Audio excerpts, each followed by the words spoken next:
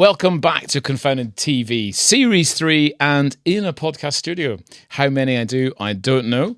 But today I'm joined by a good friend of mine, David James. He was the founder of Total Car Check and is now Director of Special Projects at Motorway, which we'll come on to. So thank you for coming, David. Pleasure to be here. Thank you, Alastair. So we've probably got a lot we can talk about because we have been friends for a while.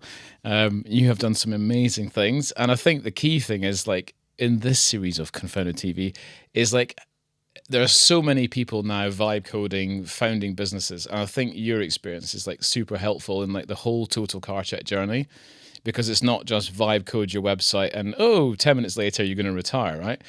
And your story is like one of my favorites because it's about persistence, focus, and that's over years. So do you want to just give us a quick intro into like where you are now, like with Motorway, and we'll come back to the sale of Total Car Check, and then let's go back in time and look at how you founded and why the Total Car Check story. Yeah, sure. Thank you. Thanks for having me. Where I am currently now, I work, as you mentioned, as the Director of Special Projects at motorway.co.uk. It's sort of probably the world's biggest sort of auction for dealers to buy cars. It was started by three founders, Tom, Harry and Alex, people just like me really. I run that I work there in conjunction with still running Total Car Check, the company that we'll go on to speak to about a little bit later. I'm still the sort of CEO there. So some people find that a bit strange. It's like, if you've got two jobs, and I suppose I have, but I think the skills and the things that I do day to day are very similar across both businesses. I feel very fortunate to have landed at Motorway. It's a lovely company, really good people. I still have the same bunch of people that work at Total Car Check as I first hired. So in many ways, it's quite unique. And it's been, like you say, quite a long journey. I think I never really worry too much about the dates, but it's probably been over 15 years from like initial idea to today. And the original inception is quite an interesting story, because the whole reason it started was my parents inadvertently bought a stolen car. So they went to somewhere in East London, bought a car, paid for it, drove it home, got an MOT about a week later, and when they turned up back at the garage, the police were waiting for them because the vehicle had actually been cloned. So someone had taken a stolen vehicle, replaced the number plates with that of a legitimate vehicle, and they did some checks in the garage as part of their sort of due diligence for most cars, realised it didn't match, got in touch. Obviously, my parents turned up, pleaded their innocence, had to give the car back, and lost about £4,000. The police took it away. Yeah, so the original owner was quite happy, and then they lost, I think it's about £4,500. Bloody hell. So for me, it was quite traumatic. Like my family, working class, my dad's a plasterer, my mum worked for the NHS, and I just sort of had a chip on my shoulder for a while because I was working at the time for I think I was working for an insurance company. You're a software engineer, okay, yeah. And I think that was probably the biggest advantage at the time. I'd probably talk about how AI might have changed that balance if it happened today. But I was able to sort of start quite quickly. My initial thought wasn't even a business. It was, how can I help people discover if a vehicle's been stolen for free? Because at the time, there was nowhere in the UK where you could discover if it. What year is this? This is about 2010. Okay. So there were two problems in the market I saw. Number one, that there was no quality of data. We had a couple of data suppliers who controlled all of the data. And the other thing was, you couldn't really get anything for free. All you'd really do back then is type a number plate in and it would say, oh, it's a Renault Clio, would you like to buy a check? And I thought, well, fundamentally, it would be really, I think you've got the right to know if a vehicle's recorded as stolen. You should be able to find out if a registration plate or a VIN number is recorded as stolen. So I just started to build that, and then very quickly I worked out, I was like, wait a minute, the competition here is quite they've got quite entrenched in their position. There's probably three suppliers. They're all charging £25 a check. Their websites aren't mobile friendly. The iPhone came out in 2007, so they were just relying on desktop technology. And I thought, there's an opportunity here. And I just, honestly, I never thought it would turn into something big, but I knew it would turn into something. I just thought, let's just give it a go. And I just started to build it off the side of my desk and like at home and evenings and weekends. I always tell the story that I didn't even have a laptop. So I was using my wife got a laptop free with a mobile phone. Remember that was a thing? Like, you go into the shop and they try and like, what do you want with your mobile phone? Like, and I remember working on it, and it was barely able to compile the code. But it was never a particularly arduous project. It was more about data. And then, yeah, fast forward 15 years. And even now I look back and think, how did I get here, I guess? So it's been a really exciting journey, and I'm really proud of what I did. But equally, it was that serendipity at the start that. Imagine my parents had never been foolish and didn't do any of the checks that they should have done. I should add, actually, I said to my dad, "Why didn't you get a check?" And he said, "It's too expensive." And that really sort of thought to me, okay. And so it's almost like the kind of gap in the market thing. You were kind of pointed at it without any actual, without reading anyone's, like any other people you see on Twitter now going, "Here's how to find your niche," and all this niche marketing stuff. You were sort of presented with one by accident and just actually built something that filled a hole. Totally. And I think it was almost like I started to fill in the gaps backwards. I was like, wait a minute, market already exists. People already pay for it. Products just data, so no physical inventory, no factory. And it's really expensive. Really expensive. So actually, that was my first. I was like, I'll just make it cheaper. Yeah. I was just like, how can I compete? I can't compete on reputation. I might not be able to compete on quality. Maybe they have more data sources to start. But I can compete on price.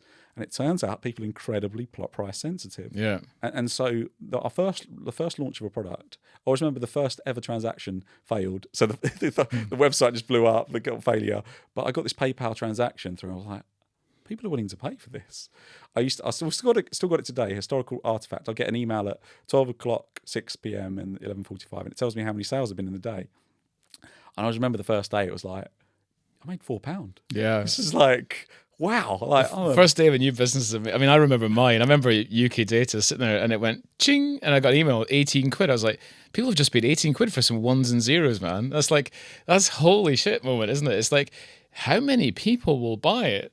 And then, of course, the next day you get like none. Yeah, it's like, so true. And it's like you see all these kids. I see this on Twitter a lot now. I don't know why it's trending. I think we'll come back to this, but the vibe coding thing. People are like building SaaS products or whatever, and they're kind of going $36, and they screenshot it and put it on Twitter. And I think, how many of these are fake, and how many do they get the next day? And are they really going to scale that, or is it just luck?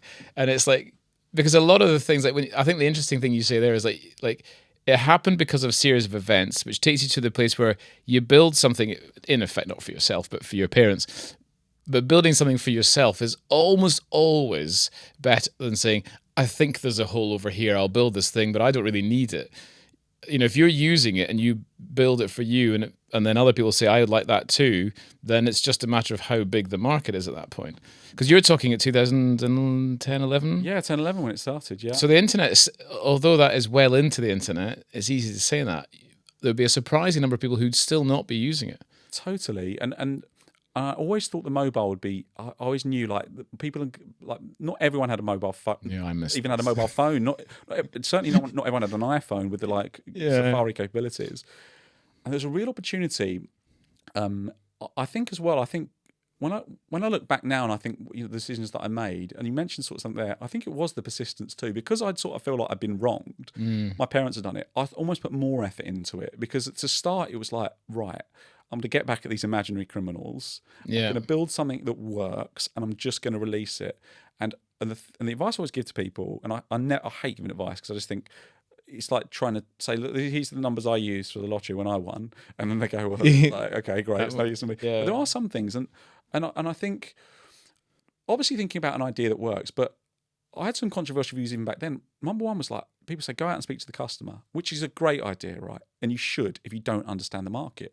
But don't like undersell yourself. If you do enough research into something, you can get off the ground without like breaking your back on user research. Don't spend all your time going, right, I really want to understand this. Just do something. And the greatest feedback mechanism is money. It's like, oh, the money went down. Revenue went down. All right, okay, that didn't work. Okay, I'll change something else. I remember we switched to using vouchers. We created 2 tiers of products. I was discovering like behavioral psychology. I was like, oh, so if I put the order of small, medium, large, or large, medium, small, does it affect users' behavior? If I make the buttons large or red, does it make... Now, I'm reading a book now at the moment. I love the topic. It's a well-studied science, but back then it felt like burgeoning. Like, I'm sure it existed. Robert Cialdini's Influence, all those books already existed, but translating it into the internet economy, I felt like I was really sort of creating waves. And the other thing was like, that feedback mechanism is so rewarding when you get people paying for your product. Yeah. And I think that's the thing people I think maybe underestimate is, yes, it's great to build business, but what's wonderful is getting real people, speaking to them over, your inquiries inbox, your support, finding out what they want to do, fixing their problems, and then they pay you. It's like, wow, they must really want this. My dad always says, it's like, if you want to know how hard it is to earn £5, go and ask someone in the street for it. Yeah. It's like people say, oh, you've only made £100. Like, okay. Do you think things lost their way after, that sort of period onwards from there? Was that kind of like, people raising money, I was guilty of this, and you build things because you think the customer want one. You didn't have to validate so early. You could pay your way through the early stages. Because to me, like I don't know if you saw the What 3 Words numbers the other day, and I don't remember them exactly, so I'm not going to, but it was something like only losing X million now, and we're $200 million into it. It's however many years. It's surprisingly tiny. I mean, it is everywhere, not monetized.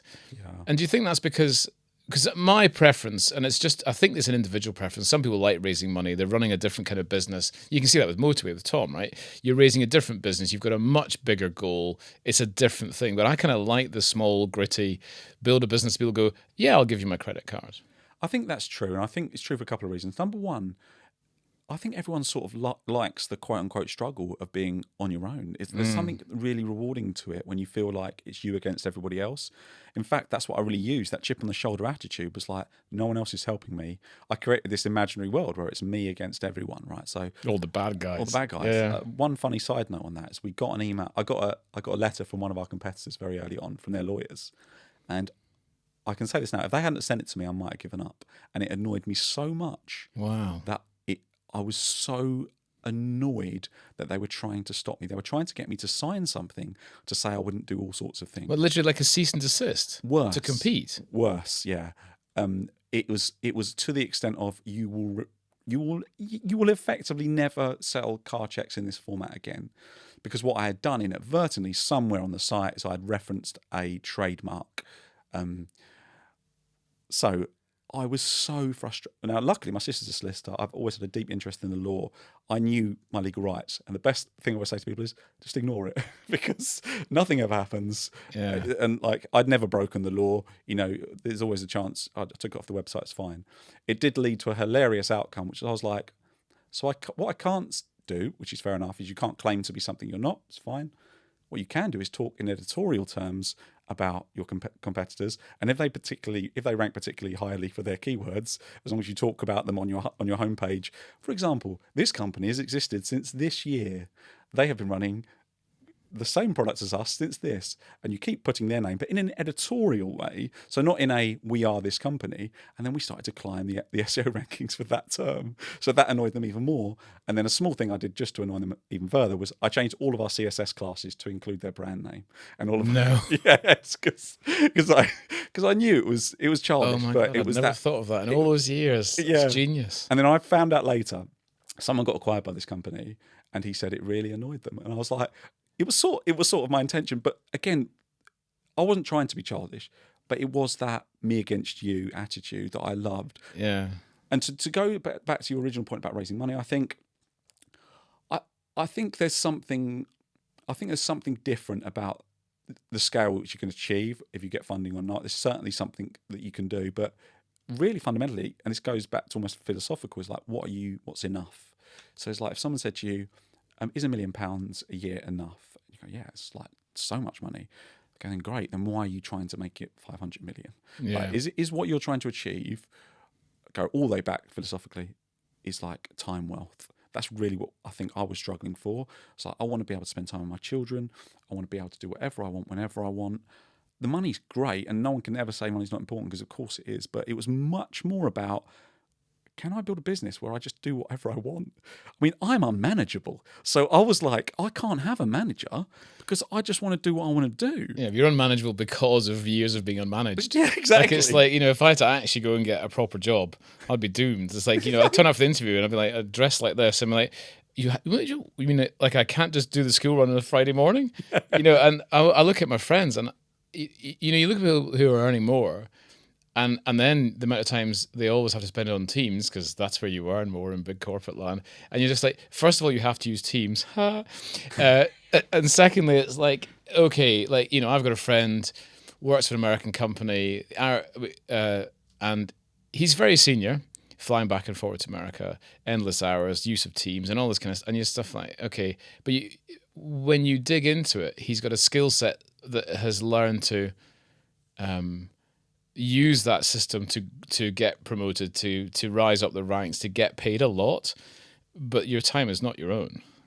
Yeah, and I honestly feel like I was extremely lucky. And people say it's not luck, but I do think I started the business before I was even married, and then I've got 2 wonderful children now who are now 10, 11, but they were very young when it started, so I got to spend lots of time with them then. I honestly say this a lot. I say if I'd probably started the business now, it'd been a lot more difficult, a lot more tight pressures on taking the places, and all that. It's a bit more difficult. I think it will come out of that as I get a bit older. It goes the other way, but that freedom of time, it's unique, and it's almost like a philosophical discussion about what would you, if someone were to put a monetary value on, how much would you take a pay decrease if someone was to say to you, you can do whatever you want.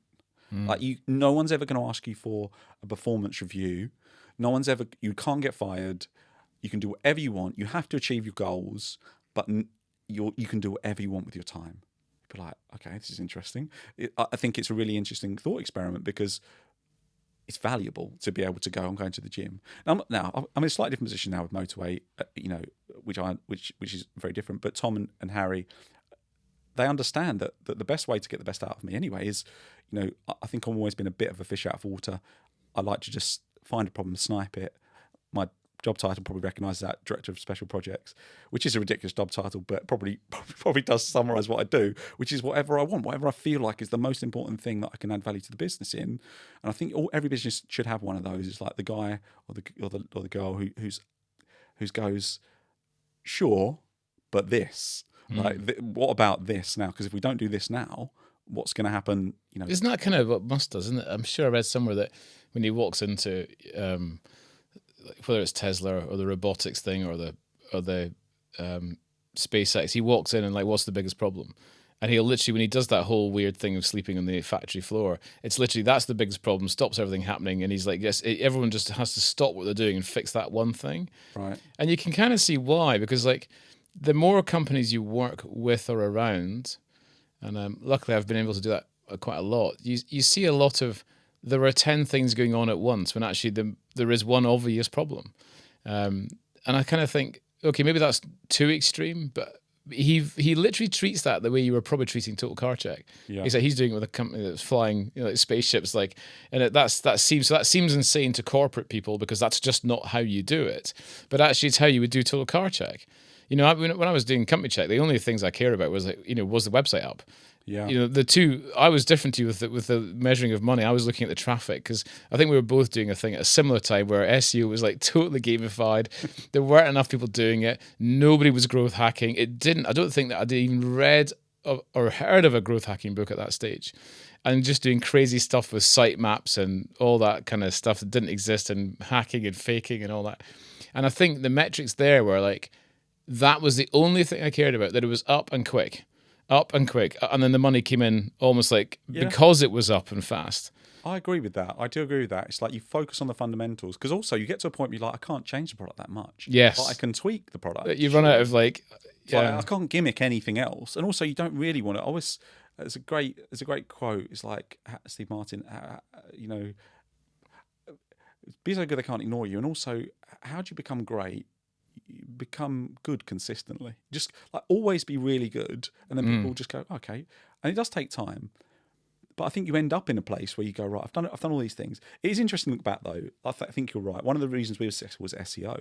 It was clear to me that for 8 years I didn't spend a single penny on marketing, which I think some people find interesting, because it's like I couldn't afford to, but also when I say I couldn't afford to, I don't mean in monetary terms. It was like, I always thought it was a trade-off, and I still think this is sort of true today, which is that if you start buying traffic at the very beginning, you become a slave to it. Totally. You already, whereas if you say, I am not buying a single ad, I'm going to get to the first page for the key terms. There are a couple of caveats on that. It's, number one, there has to be some key terms that always score well. If you're in an industry where it's a lot more grey, you're going to struggle. However, getting to those top 3 terms, and then giving something away for free, so that when they turn up, at least they can do something with your product, so that they're not going, okay, yeah, this is exactly what I want, but how do I know it's for me? Or, and this is back when government digital services weren't all like open and there's no APIs. I was scraping the government services. I was pushing free data down the pipe. I was probably giving away too much for free. I probably could have made more money if I'd, but that drove, we're now at 50 million searches a year. Wow. I know. As of this year, we just ticked over 50 million. Is that? Do you know how many unique visitors or unique? It's funny actually. Users that is. Yeah, I think it's now over 5 million, probably up to 6 million unique users per year. Yeah, per year. So, but it's quite a difficult one to measure. I always think it's quite funny. Like if you log into Google Analytics or I use Plausible, they just look at IP addresses and they're like, that's how many unique users. Yeah, but that's every BT is Manchester or Birmingham or somewhere. I thought it was just me. I was like, oh, maybe it's just my platform. And everyone's like, oh, we've got uniques. It's like you're placing us on IPs, aren't you? Yeah. I was like, so I don't really know. So that's my estimate because it's higher. A lot higher than 6 million, but I was like, I'm pretty sure people are on mobile devices. Yeah. It's quite an interesting problem actually to solve industry wide. Is when people say they've got uniques, whenever I scratch that thin veneer, I say, do you just mean unique IPs? Like, yeah, I'm like, there's your first problem. Yeah, it's quite an interesting one. But I do think, I mean, coming back to like I suppose today, and I sit here looking back, I still don't feel like I ever really worked it out. Like I'm 15 years later, and I still wake up with the same verve as I did in the second or third year, going, I always feel like there's something else that I'm missing. I was like, and I think if you have that attitude, you sort of never really miss anything out because you're like, okay, what if I could just double the revenue this year? Like, what if it was possible? What if there's an alternative universe where that happens? What is the thing I have to do that? What's the thing that, like, of course. And with the rise of AI now, it's tricky because you're thinking, there's too many now. Exactly, right. It blows my mind. Like I literally go, we'll leave here, walk down the street out there, and I'll be like, oh, we could do that. And I mean, we're going for a beer afterwards, and there's 10 ideas I've literally got on a list, all of which you could build in less than a week with Lovable, right? And proper functioning applications. And therefore, there's almost a problem now of like almost anyone can build almost anything, and it's a really weird thing to get your head around. That the only things that are left that will be unmanageable will be things like if you take Motorway, if you're moving a car from A to B, that's a real physical thing that's really hard. It's got a whole bunch of industry complexities and stuff you're not going to fix. But actually doing the thing that does, like, if I want to copy Total Car Check, I can build an app, sign up for some APIs, and now it's down to my marketing, which is why everyone's banging on about influencers and you need their audience. And I kind of feel sorry for them because SEO, going back to what you said, made it so much better. I want to find these people and to do a thing. And you just look at influencers and you look at some of the strategies like find 10 you can afford who are the very best, give them all your investors' money, they will make you, and you're like, well, they won't, because okay, people could come and buy your new fabric rainbow shorts or whatever you're selling, but if they're not actually wanting them, you're just giving your money away, and almost better off to go, who likes these shorts? Yeah. Like literally walk down the high street. Would you buy these? That will take you to a better place than, asking some influencer to wear them and run around the beach in Dubai. It's interesting. I often think about AI through the lens of like, is AI changing the fundamental way in which this is working, or have you just added AI to it? And then the other thing I think is I think like now is the time of the idea guys, because before it was like you had to have some development. It's so annoying. But it was though. But even for me, like I was like, I knew the penalty you had to pay. It's like, right, if I'm going in on this is 6 months work. Like I can get something up in 2 weeks, but I know I'm going to build this and then get database. Yeah. Okay, right. This is a lot of like thing. Whereas now it's like I've seen people talking. Build me a website that does this, does the back end, get the data from here, and it's embarrassingly easy. Of course, the problem then is like if you don't know what you're doing, there's this whole discussion in the software engineering community. It's like you're just creating technical debt, which I sort of laugh at a bit. I was like, yeah, I mean, people do that anyway. When they're wiping their eyes with their £5 notes, like, I'm sure they're worried about that's tomorrow's problem. I don't know a single company where they're not talking about their technical debt anyway, right? And that's with a team of engineers. So it's like perennial. It's like, oh, if you've written any code and you've got technical debt, right? It's just like one of them things. So if anything, now it's easier to get out of that hole if you're starting from scratch, because you can just start again. It's so easy to go, oh, just do it this way. So that bit's really interesting to me.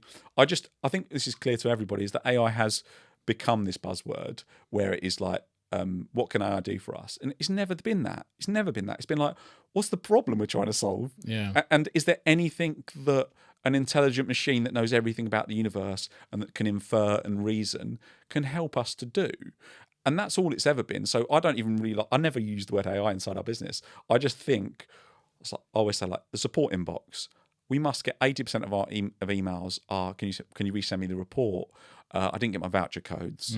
So, okay, this is prime time. Yeah, that that's sort perfect. of stuff, right? Yeah. And it's quite interesting, that space, because even now you're handcrafting that. There are a couple of companies that are helping, but you should be able to say, like, listen, change your email domain to here, and then you will immediately get this AI assistant will read all of your inbox, will monitor it for a week, and then we'll make these 10 suggestions.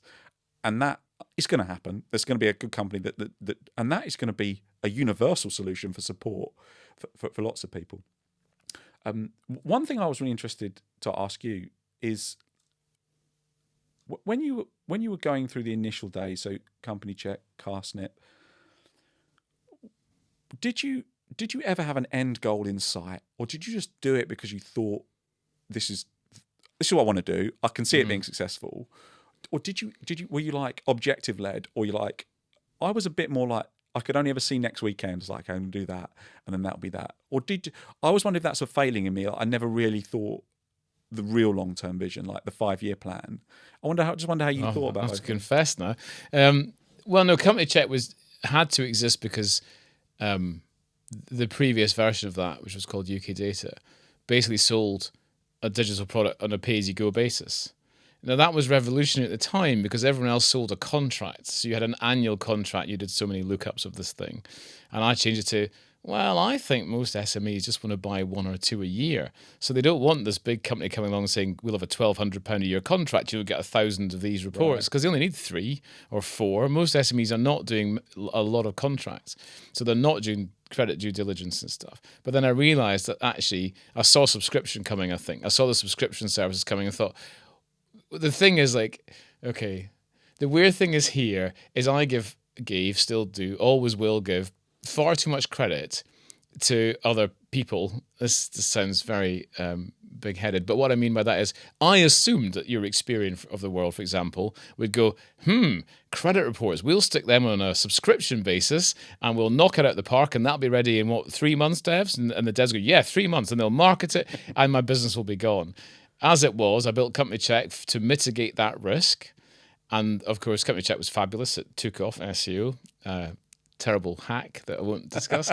And they were years behind. So I think, when you ask the question, Company Check was a eat your own dog food. Oh my God, that's going to disappear. That's everything. That's how I buy food. So I need something else to come in, and if it works, it will replace that, but I'll have more food. If it doesn't work, I'll have to go get a job. Carsnip was different. Carsnip was like, I looked around me and I thought, oh, everyone's raising money. I want to raise money and build an actual brand, and I don't like searching for cars in Auto Trader, and I thought, I just want to go 7 seats Nottingham, 20 grand, silver, grey or black, show me the cars. There's only 5. Great. Choose one. Go and see it. Done. That's all I was trying to solve, because it was a genuine problem, but wrapped up in I'd love to build a big business, but now I wouldn't do a big business ever again. It's no sympathy to you at all now, or no respite, but you were just ahead of your time. I mean, it was just, you were probably 3 years too early for the tech, maybe a little bit earlier than that. Oh, I look at it now, it drives me insane. You literally just were too early for the perfect idea. Yeah, and kudos to Mark and the team, the dev team down in Cardiff, because you could go 7 seats Nottingham, 20 grand red, and it would deliver those cars in the search results. Something that the biggest brand in the country still do not do.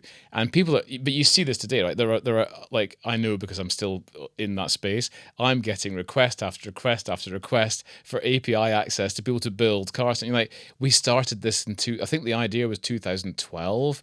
I think Mark got the first implementation running in 2015.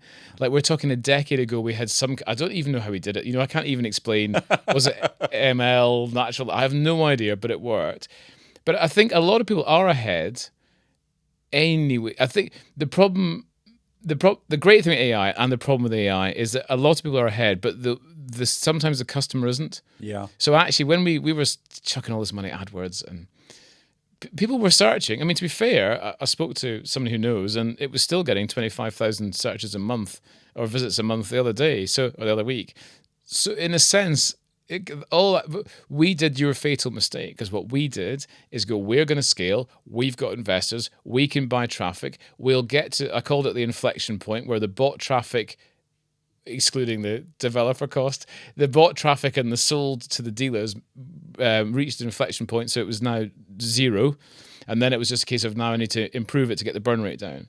But we bought traffic. And in that, so what happens then is that the developers were not given, my fault entirely, space, time to focus on SEO, because we could still have growth hacked that in that space at that time. Right.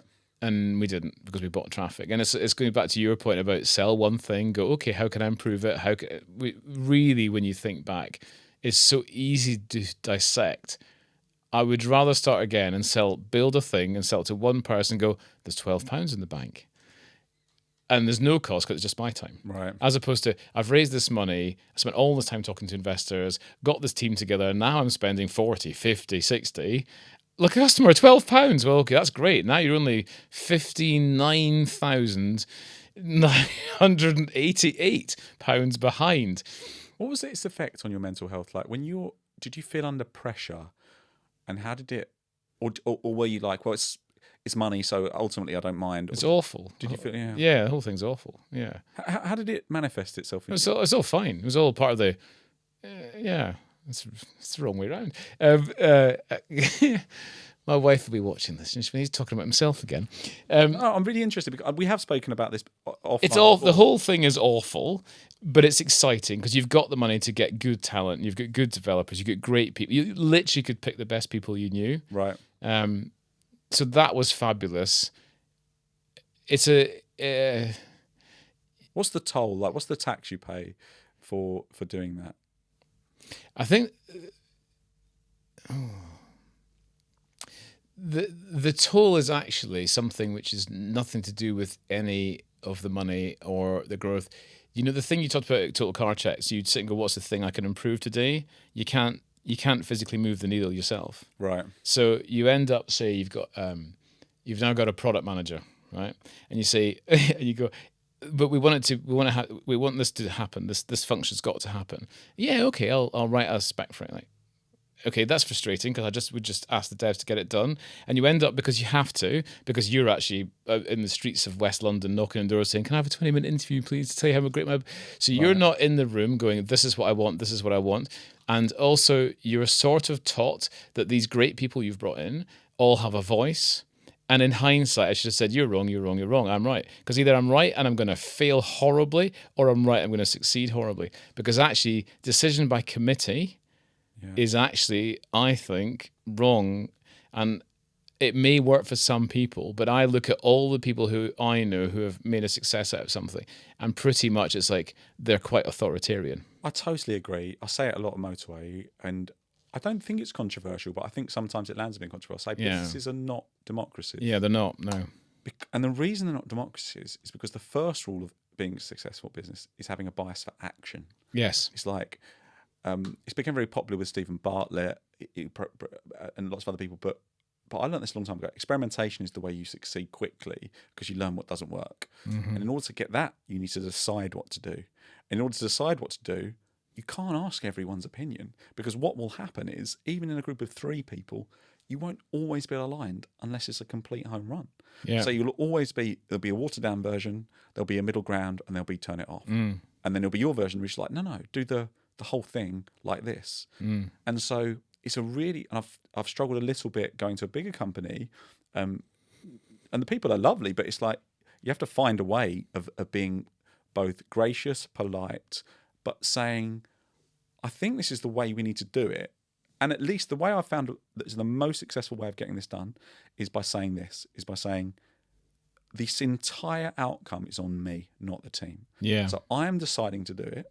And if anything with this goes wrong, or anyone comes to you guys and complains, send them directly to me. Yeah. Because that's actually the only way you can do it. Because leadership is clarity. So I want people to be really clear.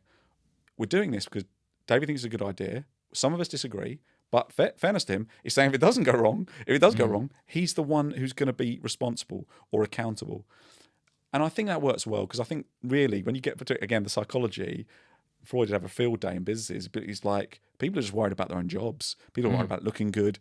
People think, and this is the bit I always get frustrated by, is I say, we're not running experiments for them to be successful. We're running experiments to learn. Like, all the scientists in the entire universe don't run experiments because they think it's going to be successful. They run it because they have a hypothesis that they must disprove or prove. So, and all you can really do is disprove it, because it might be true under other circumstances too. And so I say, don't be disappointed that we ran 10 experiments and four of them failed.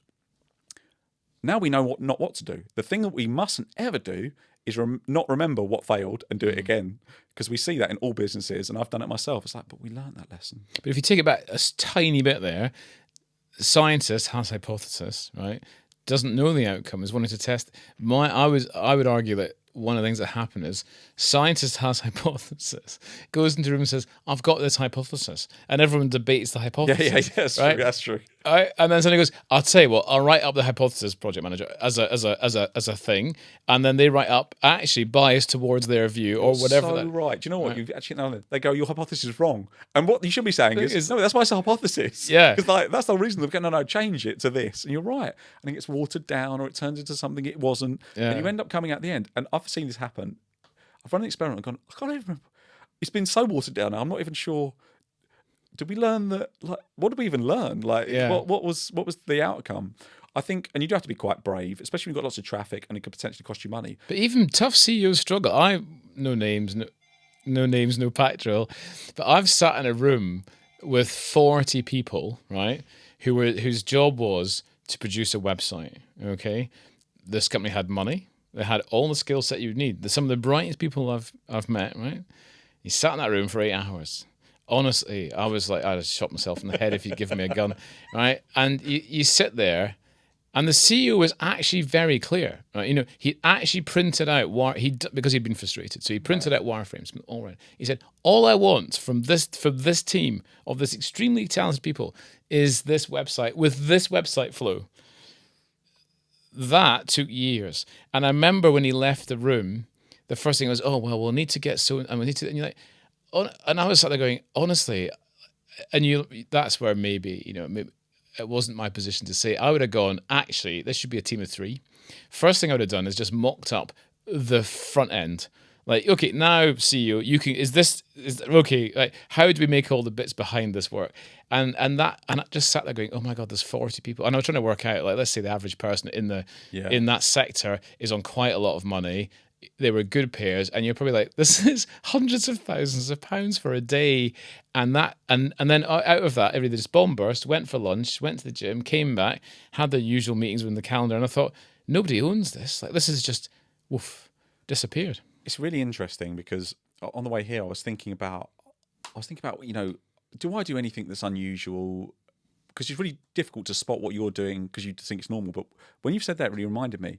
Number one is just meetings. I don't have any meetings in my diary. And people think I'm not trying to be iconoclastic. I'm not just being controversial. I have one meeting with the team on a Friday afternoon, and I have one-to-ones every so often. I've only got a few members of my team. Just check in with them, make sure they're all right. Yeah. Do all that. I like people. I like speaking to people about people things. Everything else could have been an email. Everything else could have been a Slack message. The only reason I can see, I don't think I've created a meeting in a year, because I say, if we're discussing should we do an action, we just need to make a decision. and we don't need a meeting. Back to your authoritarianism. Right. I've made the decision. This is how this thing's going to be done like this. Right, let's just do it. Just make it done. And I'm always like, I'm always like, let's just try it this way, and then it probably won't work. Then we can change it. Yeah. The two-way door theory is like, let's do it in a way that we can just in next week we'll do it the other way. So even everyone else feels bought in. It's like not even me going, rah, we're going to do it this way. Yeah. And the other thing is like calendarization. Don't keep a calendar because if you keep a calendar, then. And honestly, coincidentally, I'm not Naval Ravikant, but he said this the other day. He said he doesn't keep a calendar. He said, because all the important things I need to do, I just remember. Coming here today, it's not in my calendar. I was like, I'm going to see Alastair on this date. Mine's in my calendar so nobody else would book the space. And that's the other thing. Like literally, I block it out. It's to make sure people, and I had to do that, for in my calendar too, because to make sure no one booked it. But it's that thing of being in control of your time. And you have to set quite a high bar. The other thing, which is so obvious, but I don't hear it said enough, is like, if I'm in meetings all day, when am I doing the work? Nobody is. The work. I've been to places where like it's meetings 6 hours a day. I remember sitting in a company and they had a contractor's desk. You sat in a different. You weren't. You weren't. You weren't in the Illuminati. You weren't in the holy team. And you'd watch the arrivals like come in, tap tap tap tap tap, like coffee, tap tap tap. Oh, meetings, tap tap tap, meeting, and it'd be 80%. And you're like, okay, there is. I'm going to like I've said for years meetings are a waste of time. I've even got a big sign that says meetings are a fucking waste of time. Right? In fact, Nathan, if you're watching, you still owe me the original artwork. So like that's going back up in my, and I've said, and of course it's me being flippant to an extent because bigger companies need meetings, but I don't run a bigger company. I don't want to work in a bigger company, so I don't need meetings. And you see them happening, and you're like, oh my god, it's almost like analysis paralysis meeting meh, right? And it comes back to the no authoritarianism. Okay, so then we're going to be completely inclusive. Everyone's got an opinion. Then you've got a meeting, and you could be talking about like the format of a page or adding a section to a page. And I'm convinced these high growth companies, I'm convinced the things they solve are the actual culture of the meetings and the talking and the decision making, not even maybe the product so much. Mm-hmm. And it's interesting watching all the kids now. I say kids, I mean 30-year-olds.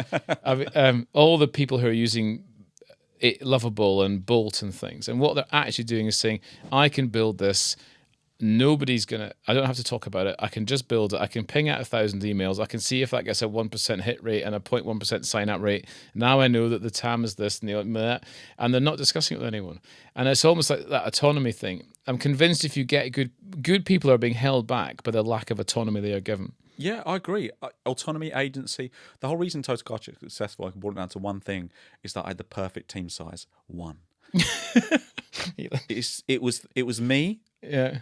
Visual Studio and the day, and I would go, I haven't got any meetings because all you've got to do is work. I remember that phase of all you've got to do is work. Like that was it. And the only thing I would do is I would send emails. In my head it was like this really weird analogy or metaphor of starting fires. I'd be like, I'll start some fires and I can come back and fan them later. So I'd send an email trying to get some data. Fan that one. Send an email trying to change some, legislation somewhere with some like government policy that's going to help this, do that. But all day it was me and a computer screen writing code, and it was glorious. I mean, I think I'm an introvert by nature, and by definition of introvert, it's just I get most of my energy from myself. So being with other people for long periods actually drains me a little bit. I find it quite difficult to stay energized, whereas I think being in my own head is really healthy for me, and everyone's different. And again, imagine building a business where you can be at the coalface and do that from start to finish, and then you deploy it, and then you go, I'm going to deploy again, deploying like 10 times a day, just like different bit. I'd bring down the website. Well, whoops, back up again. Revert that one out. And also, just the other thing is just keeping things simple. It's like if you're going to do it that way, don't build in all these pipelines. Just go like, what's the simplest thing that can possibly work? That is almost one of my trademarks. I'm like, what's the simplest thing that can possibly work? Do that first. Make it work, make it right, and then make it fast. Not this, let's optimize. I'm like, when we have 10 million users, we can worry about that problem. Yeah. We've got 7. So, we can I could manually register these people. So let's not worry about that at the moment. There's a lot of software engineers on X right now, and you see it a lot because I don't know whether they're worried or they're mocking or I don't know what they're actually thinking, but they're talking about kind of lovables and your bolts and like, oh, well, it's not real software development because what happens if, and if you're like, this is somebody in their back bedroom saying, I'm going to build microphones.com to sell my own brand of mic, right? They're using Lovable, they build a website, they buy some advertising on X and people go, that's a really cool microphone. It's got a pink furry head rather than a black one, right? And actually it turns out people want multicolored headphone, whatever they're called. And then you get somebody dissing them and saying, yeah, but how are you going to cope when it's like multi-currency? It's like who cares? It's so true. And multi-currency. Yeah, or super bass isn't good enough because actually, and have you checked your environmental variables? And yeah, okay, well, when the person's got a bit further, we can, like when I built some of my stuff, I remember like I actually taught myself PHP. I cracked a CD from somebody, gave me a list of companies, built a page for every company. Don't even know, I can't remember how I did it. It was definitely PHP MySQL. And I had built a payment page. I've got no idea. I don't even remember. Like I've got no idea how it was secure. I've got no idea how the database worked. I had no, and within 6 months it was doing like 400 or 500 quid a day. And you're like, and then you went, oh, hello, Mr. Experienced Software Engineer. Can you just have a look at that? Oh, look at that. All the credit card numbers are, because that was back in the days when you stored the credit card number. It's so powerful. I call it the beginner's mind. Like you always, I think so. Yeah. You always think you're a beginner, then you've got no pressure to be like good. But also, you don't have any preconceived notions, and I think that's beautiful coming into the business, into the tech sector. I totally agree. And do you know what? I always say to people, I mentor some people, and I say to them, never stop being a beginner. Or never stop thinking you're a beginner, because what it does is you get first principle thinkings. Here's the normal phase I see. People think, I'm not going to ask that question because I look stupid. Then they ask the question and 20 other people thought exactly the same. They'll come up to the marathons and go, I'm so glad you said that. Then they get confident and they start really picking at it. Then they go too far and then they recalibrate. But you always have that thing of like, I don't really know what I'm doing. Therefore, it's kind of a superpower because I don't really know the limits. I don't know what I shouldn't be doing. Like, as long as you're not doing anything that's breaking the law, the only possible outcome is embarrassing yourself. Go, okay, it didn't work. Like, once you get over that, it doesn't matter. It's literally doing these. Right, totally. And that having no ego. Yeah. And ego's a really loaded term. Because I think it's fascinating discussion egos. People say, like, oh, he's got an ego. Cristiano Ronaldo, he's got an ego. I was like, imagining existing without having any self-worth, how that would make you feel. I was like, you might think he's got this huge ego because he's on television, but really what it's about is it's like being confident in your own ability. This is not like a humble brag. I don't think I'm particularly more skillful than anyone at anything. I'm not a particularly good developer. I don't really understand SQL. I don't, I can't read. I can't keep concentrating on reading doc. I've never written a PowerPoint slide. But if you just think about things all the time from first principles, you can't really go too far wrong. I was in a meeting yesterday and I made a point which honestly I thought, I'm going to embarrass myself here, but I'm just going to ask it because I feel like there's this massive elephant in the room. And I asked it and everyone went, yeah, it's a really good point. Like, I don't know why we didn't think about that. And I'm not saying, David, you're so great, but it's that thing of never being embarrassed. Someone said to me, I didn't know it was a book. There's a book called Radical Candor. I was at the Christmas party. A guy came up to me from Motorway, a really lovely guy, tapped me on the shoulder. He said, have you read that book, Radical Candor? I was like, no. He goes, because that's you. And I was like, how do you mean? He's like, well, you just say you say what you're thinking. And I was like, well, I'm not rude, am I? He said, no, you're never rude. And I think that's the difference. People assume, it's just that guy who comes in and goes, God, everything's rubbish.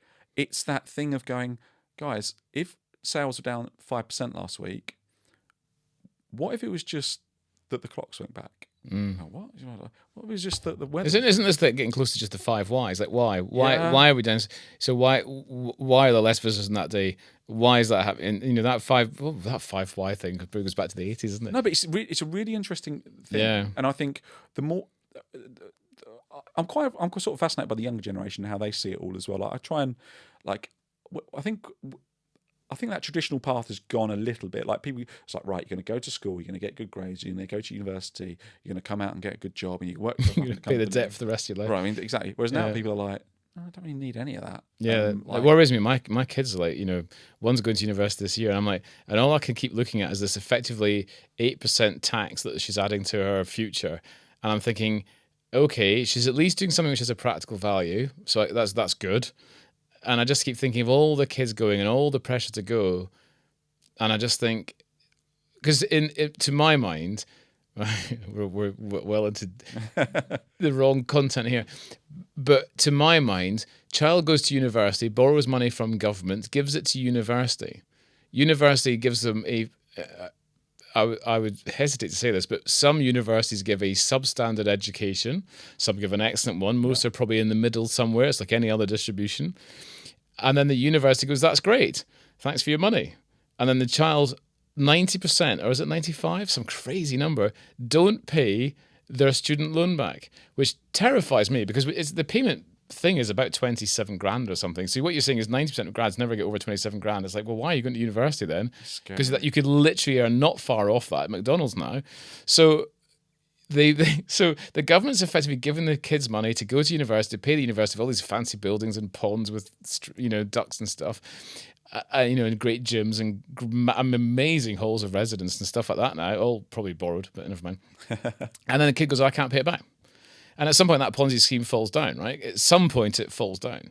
It does. And, it's really life-limiting, I think, because when I went to university, I'm showing my age a little bit, but it was like, I think it was £1,400 a year. And honestly, it was a massive stretch. Like, I got a student loan and I was like, do you know what? Is it even worth it? Like, am I ever going to be able to afford to pay this back? And I went, and I had a wonderful time.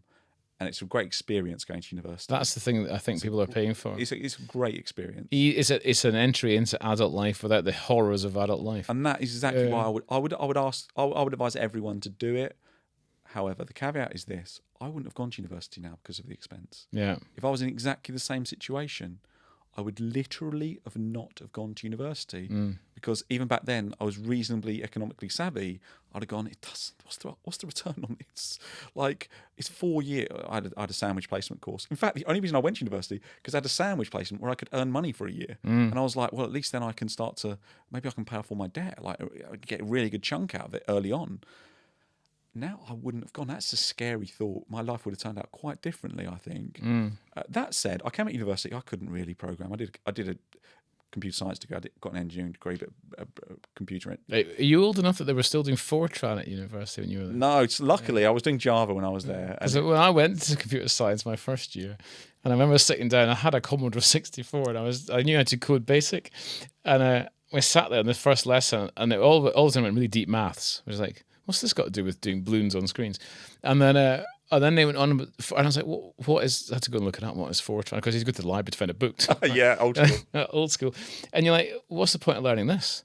This is used. I mean, it probably is still used somewhere in the military or somewhere, or the banks or somewhere. And you're like, there's probably some guy on like $5,000 a day who's the last Fortran developer. I can tell you a story. That's literally how it's happening. Yeah, it's like the guy retires and he's the only guy who knows how it works, and he's like, you can't retire. You can't leave. It's like, well, it's $5,000 a day. Okay. I've got a question for you. I want to go back a little bit because we talked about 2011-ish, but when you sold to Motorway, what is it, 2 years ago now? Yeah, 2 years ago in July. Yeah. So it's 2 years. 2 years ago. So that's 23. Yeah. That's 12 years. But did you have was it a continual growth, or had you actually plateaued and hadn't realised, or plateaued? Why? It's a long time. It was. I think I loved the lifestyle. So for the first probably 5 years, it was what people would probably describe as a lifestyle business. I mean, to be fair, for the whole time it was, because I'd lovely lifestyle, but. We were sort of growing probably 10% a year for the first 5 years. And then we started to grow 20% a year. And then it got larger. And then we got to a point where I was thinking, to be completely honest, my thought was this, was like, you have two choices. So I'm 42. So I was 40 when I sold the business. And I thought, you really have two choices. You can run the business forever, and then you can earn income. It's a wonderful business. Hope that AI doesn't come along. Right. And then this is the point. And hope there's no significant legislative changes, no competition changes, no technology changes, and no fundamental world-changing events like COVID, even things like the shake the markets, like things that really, even with cars, they just change the way in which they do it. Okay, now all provenance is free. They do that in some European countries. Do they really? Yeah. So the government just say there's no finance on it. It's never been written off. And you go to Japan, it's quite funny. You've got none. You can't actually find out the history of a vehicle. Has it been written off? No, I don't know. They came over. I did some consulting with them. Interesting side note. But then I got to a point where I was like, I feel like is the opportunity under the right circumstances to exit the business, have a wonderful opportunity for my family to say like people call it a liquidity event, right? An opportunity for that to happen, because it was. And I say this really carefully. It was never about the money. It was never about like, if you're earning over X amount, you're already in the top X percent. So it was never like, well, okay, let's just have more. Okay, great, you can have more. How many houses can you live in? How many cars can you drive? Tim Ferriss has got this great sort of metaphor. I think he says, like, if you wrote down like the top 5 things you want, you get to about number 4 and it's like food. Yeah. It's like new jeans. Yeah. He's like, I just really fancy a cup of tea. Because I mean, that's me anyway. So maybe everyone's different. So I think, to answer your question succinctly, I got to a point where it was like, I've got 2 choices: run it forever, which I'm happy to do, or exit, have a boon financially, and then use that to go to the next stage of my career. And in truth, if I'm being completely honest, I never really think this is the end, because I can't think. I'm terrible at golf. I can't retire. What am I going to do when I'm not working for Motorway anymore? What am I going to do with my life? Like, I'm not going to sit in. I don't watch any television except sport. I read and listen voraciously, but I find I struggle. I do a lot of gardening, but I struggle to fill my times with things that aren't creative. So maybe I will find something, but it is a sort of worry in a way that you get to this point, and there's lots of sort of stats on people retiring and then almost like reducing their life expectancy. Yeah, they do, yeah. Because they just don't know what to do with their lives, and they sort of run out of things to do. But I do feel lucky joining Motorway, because it also presented a new challenge. This was the other part of it. I was like, well, Total Car Check is a finite size. We're not, $1 billion company, but Motorway are. I was like, wow, what if I could use my skills inside a business where I can scale the problems that I solved at this amount to $1 billion? Too huge. And it's turned out that that's true. It turns out that if you run a company that does 10th of the size, at 5th of the size, at 100th of the size, the same principles apply. The buttons still need to be above the fold. You still need to optimize your homepage for SEO. You still need to be thinking about this new wave of AI indexing your site and appearing in ChatGPT and Perplexity. You still need to be thinking about the way you're using these behavioral psychology, these tweaks, these nudges, just at a much bigger scale. The thing that I've really benefited from, Total Car Check, my A/B test would be like, I'm going to release this today, and then tomorrow I'll release another version, and I'll write down how it worked. Slightly more sophisticated than that. But this one is like, we've got multivariant, multi-arm bandits. I love it, because I'm like, great, we can run all these experiments at once, and you've got a big enough audience. Yeah. And it's like, and you can go, what if we just tweak that tiny bit there? What if the words we changed were like this? And we can see what's great about Motorway. They're excellent at this, all the way through the funnels. They can see exactly how it's going to have affect the outcome. So it's really, I think, going back to that experimentation, it's really sort of important to make sure you're pushing.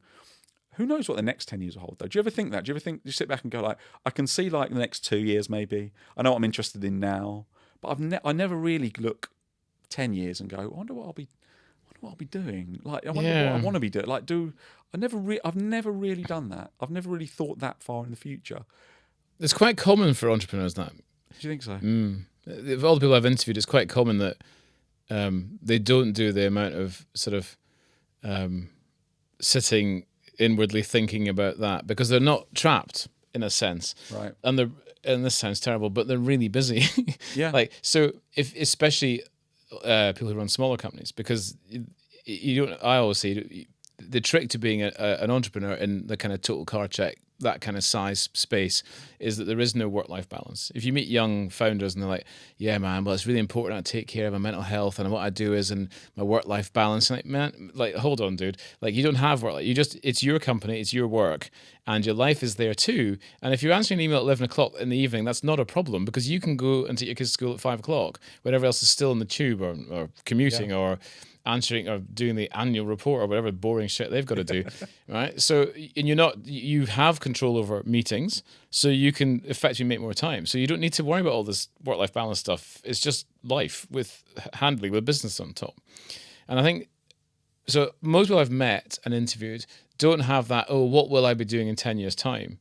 And also there's an innate amount of, optimism bias for foundery type people, because they're thinking, because I'll do a total car check and I'll sell it for X, and then it won't really matter what's going to happen then, because it'll all take care of itself. And there's an optimism bias, there's a time efficiency bias, and there isn't the kind of thinking like that. Because the thing I look at if I was young today is, you look at Lovable, you look at their fundraising. I have questions over whether people are signing up and paying, great, and it's the fastest upward curve ever. I know that Charlie Songhurst is in it, and I know that I think even Stebbings is in it and stuff.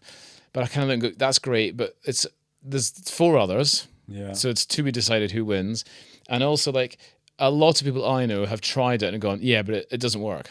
Because actually, you do have to understand what you're asking it to do. Yeah. And it's actually great for someone like me who's a shit developer, as in I understand enough about a database, I understand enough about, like, I want it to do the sitemaps and it doesn't do it, and it's because it's a single page app and it doesn't understand. Okay, so I've got to fix that thing. And you see, I saw this tweet the other day. It's shit for being indexed. So I sent him the payment check link. I went, when you go to Google, you go site : payment domain. So I sent him site : thing of thousands of index pages. Like, it does index, you just got to know how. But then you can't just open that up, and if you don't know any of that stuff. Right. So I have a little suspicion about this upward curve, that people going, oh, look, I built a homepage for microphone covers. Perfect. Well, in a Connect Stripe, you might struggle a bit if you don't have any skills at all. It's a really interesting point, isn't it? Because it's like the literal difference between the developer who knows full stack and someone who knows nothing. And then someone in the middle who knows just enough to connect the dots, and they'll be fine. And it's, what is the size of that market? I think it's even biased down to the sort of 20%. You've got to have something. Because even if you get it to, if you want to call an API, this myth that you can go, here's the page with the API documentation page, can you go and get it to bring back the number of pink microphone covers in Glasgow? And it goes, no. Right? And at that point, what does a vibe coder do? They go, why? Because I very quickly worked out a whole bunch of stuff about these things. Mostly do a .md file with a project spec, do another one with what you're trying to do, ask it, get ChatGPT to give you a task list for it, put it in a .md file, and then say to it, please go and read this .md file. We'll be using an API to get back the number of pink microphone covers in Random City. And then it goes through, and then you give it a tick list and say, first step, let's create a super base edge function and do this thing. That's all I want you to do. Like, literally, don't do it, but you have to know how to do that. And also, it sounds like you've learned quite clearly the best optimized steps for, right, stair-step approach, componentize, one thing at once. Well, I'm not a developer, so anyone can do it, but it helps to understand it's a database and an edge function and. But no, there are people now actually selling courses on how to vibe code and all this shit, but they're not saying to people, actually, ChatGPT is actually your friend to use Lovable. Lovable isn't good enough by itself. It's like, okay, I want to build this thing, and it's going to have these, can you give me... and also the other thing I worked out the other day, we are well into the AI shit now. It's almost worth doing one of these podcasts just about this and get somebody who's built some amazing stuff, because I think it is amazing, and I show everyone and I rant about it, and I know I do, and then people go, I tried it didn't work, and you're like, but it's a bit like, PHP is amazing. You can build any website you want now, but people go, I tried it didn't work. But I think the difference here is it's almost there. But you need to be taught this stuff. Like, ChatGPT is your friend to teach you how to tell it what to do, and it's all step by step. People are saying, write the biggest prompt you have, tell it everything for that. It'll one-shot a homepage. Well, Lovable is not as good as some of the others for one-shotting anything. Yeah. But it's actually better at, I think, when you look at if you look in Git and you look at the code, it's better at structuring stuff. Yeah. So everyone's going to get to this point. So when you're going back to your point, 10 years from now, hopefully, I'll just be honest, I'll be on the beach. But the reality is, I think the next year is very interesting because it will determine whether this is like real. I do get what you mean. There's a sort of feeling that it's just a bubble. Now, AI is here to stay, but I think the subtext, I think a lot of people are finding this is like, I speak to ChatGPT, I speak to Perplexity, and I'm like, that's not right. So there's like the intellectual honesty / correctness. It's like, well, can I actually trust it? Because some things is really important. Like if I want it to do a specific task and it's just wrong. I took a photo of a tree the other day. I was like, what's this tree? And it's like this. I'm like, no. I was like, no, it's just not that. It's really obvious as well what it was. It's like, no. And then so that. And then there's the other thing, which is, I agree, which is like, will it just I think it will probably just someone will just come up with a better solution, or level will evolve into, okay, we've worked out 90% of people are stopping doing at this point here. Yeah, right? Or there's a potential other middle ground, which is like there's a growth of organizations that help that happen. So it still becomes, error between chair and keyboard. The user's not particularly savvy at what they're doing. But then there's organizations that sort of find ways of helping people to get to their goal. The other interesting thought is that it's lovely when this stuff happens, because you go, I can do this and do this and do this, and then you go, how many are actually useful? Lovell had a competition, didn't they? Submit and you look at me and go, I didn't win. I was really pissed off. But you look at them and some of them are amazing, but 98% of them were. Yeah. Is it just MySpace? Like, exactly. You know what I mean? Are we at that phase of this where this is just MySpace? It's like, I can put up a branded page with GIFs and shit and music and stuff, and it's all me. And then Facebook comes and goes, yeah, but we've just done it slightly better. Yeah, exactly. Boff. And then it becomes the platform, right? Yeah. So like all these guys are raising money, they're all fighting for these eyeballs. It is a bubble. We're living in a thing. Half people watching probably are going, what are you talking about? Right? So we're in a bubble because we can see opportunity because it's there. You must know people like I do, and you go, I use ChatGPT all the time, and they're like, oh yeah, I tried it, it's not very good. And you're like, oh my God, how, like, I'm walking the West Highland Way in a few weeks, right? My friend Rob, he's made some notes. Like, he's actually written down some notes. I mean, I don't even know how to use a pen, right? So, and I went like, ChatGPT, I'm leaving on Monday, whatever. I'm coming back on the day. I did this many years ago. I know this stretch is tough, so do me a route that means we can break that one in half and yada, yada, yada. And it went, stay here, stay here, stay here. You can have a pub lunch here, stay here, stay here, stay here. Right? And it goes on, this is the trains. And I'm like, like, okay. And I'm like telling everyone, like, I think, right, it'd be interesting from your perspective, 2% of searches right now are ChatGPT. Google is everything else, right? Yeah. You'll remember, like I do, when Yahoo was 98%. And I'm looking at in my different areas, I'm looking at what is converting and what are better quality leads. So I deal with people. I don't have right? So at the moment, my stuff comes into me. The best quality stuff comes from paid and the LLMs. SEO is all the spammy shit. I'd like access to your API to build my dream thing. That I'm like, okay, are you a developer? No. Okay, do you know what you're doing? Are you in the industry? Like, okay, this person has a 1 in 1,000 chance. Right. All the good stuff from the bigger company leads come in from Perplexity or ChatGPT or Claude. It's fascinating because there's going to be some sea changes soon. I mean, we all remember when it came out and everyone was like blown away. And it literally was 0 to 1. It's like, I can't believe it's doing this. I can't believe it understands. And then the next bit is, and where we're failing at the moment in the AI industry, is like connecting all the dots. But think about a world which is going to be really soon, which is like, it actually goes and buys stuff for you. It actually makes that transactions. Wow. I read this week that like someone discovered some random API from ChatGPT, which is great because it's so self-revealing. Are you working on anything to do with shopping? Well, I actually asked. Yeah, basically, someone deconstructed the prompt, and it's like, well, maybe. But they worked. Of course, it makes sense. Like, so for start off, maybe low-value transactions, like, I'd like a white T-shirt, and it's like, sure, like, save your credit card details, we'll buy it for you. That is a really interesting one because it's like even like shopping. Say like, here's my login details for Tesco's. Oh my God, you just go like, what's you do my normal shop for me again? Yeah. It's an agent thing, but it's not even people call it agentic, but it's not even it's just like you're offloading all the stuff that is a lot of mental tax that you just don't need to do. Yeah. Renew my car tax, sure.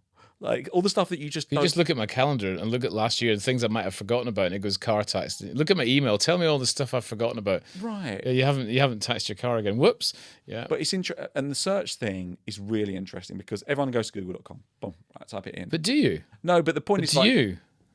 I think there's two things at the moment. Two problems. Well, the main problem with AI at the moment is that the reason I would use Google because I type in a prompt like, let's say, if it was something where you needed someone to work something out, ChatGPT. If I want the facts, if I say like, okay, who's got the most assists for Tottenham this season? If I Google that, the top result will be correct. It will be 100% correct if I ChatGPT. The top organic result. The organic result will be correct. The top paid result will just be an average for Betfair, exactly. Right? And you can't see the first organic result because it's below the videos, below the AI, below everything else. So like that's kind of where I'm thinking that why am I getting spammy stuff from lower down? That doesn't make any sense to me.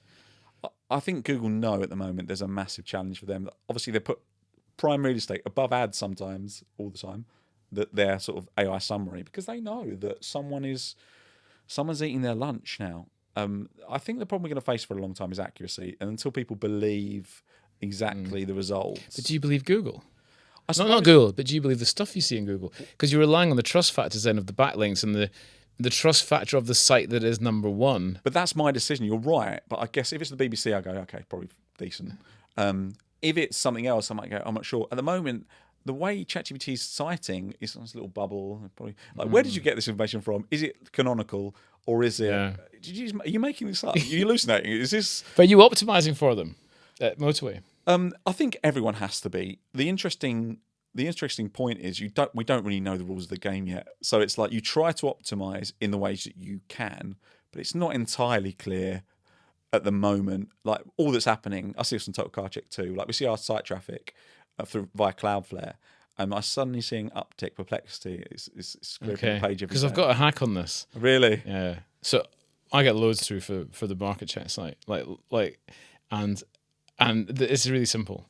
You don't have any marketing language, right? So you build a page which is the sale of historical sales of pink microphone covers, May 2024. Brilliant, like transactional. I love transactional. That. Yeah. Pink, different colors, the distribution model, and you build something it can learn. So somebody says, "Do people sell pink microphone covers in the UK?" And it goes, "Yes, actually." And here's the distribution of sales by region, whatever, and there'll be a link to your site. Right, because it is the opposite of Google, and therefore, if you give it learning information, factual, no fluff, like literally no marketing words, you don't even need to put anything about your company in there. So if Motorway talk about the number of cars transacted in a period to which you're traded in, even just based on their own data, so somebody says, how many cars does Motorway sell? Right, you want to be top of ChatGPT for that? Bosh, done, because you've got the only page on that. Because another thing is proprietary data. Only you can have that data. Nobody else can build a page on how Motorway can sell how many cars. Right? Yeah. So I use all that proprietary data because nobody else has got how many used car adverts. Even Autotrader doesn't have as much as me. So like they don't know either. So they can build a page, but I can have one too, right? And also, you can then just do your PR stuff to get people at AM.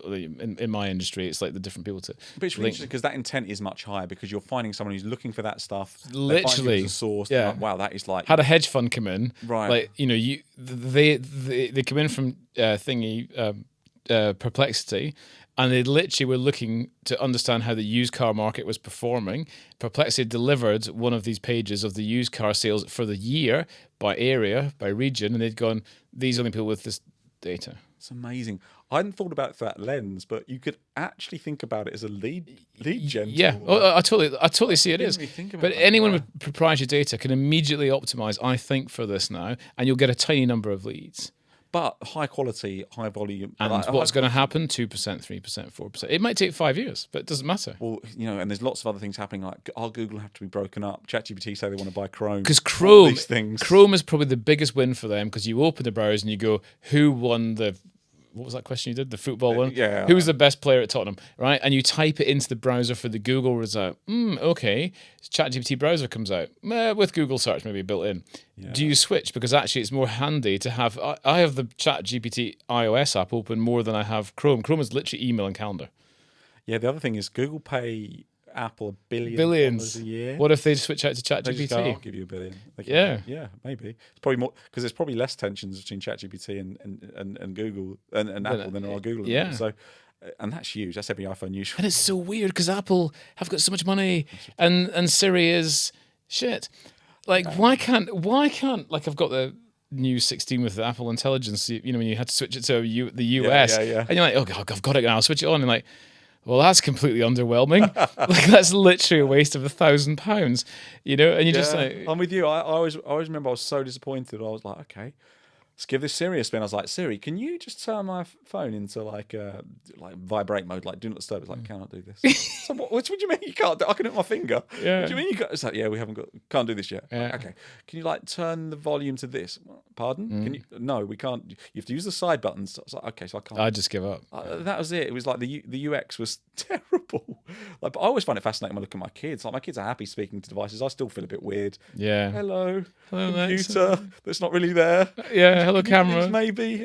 Yeah. Can you I said please. I said thank you last night. Walked out the sitting room. Alexa, put the lamps off. Got to the door. Went thank you. Then I thought, what? I just said thank you to Amazon. Like I'm an idiot, and I criticize people for that. That's amazing. I drive a Mercedes, and if you it took me about a week to work this out. If you say thank you, it won't process any commands. So I was saying this ridiculous head-up display thing that probably causes more crashes than it saves. I said, can you turn off the head-up display? Thanks. Do not understand. And that was me thinking, but you showed me in the showroom how this all works. But you didn't say thank you. And you just don't say thank you. Turn off head-up display. It's like doing it. Yeah. Oh my goodness, that was English politeness gone crazy. Yeah. My kids laughed at me. Well, I think that was a fantastic chat. I would like one thing. What if people are out there vibe coding today, forget all the fat stuff that makes it complicated for them.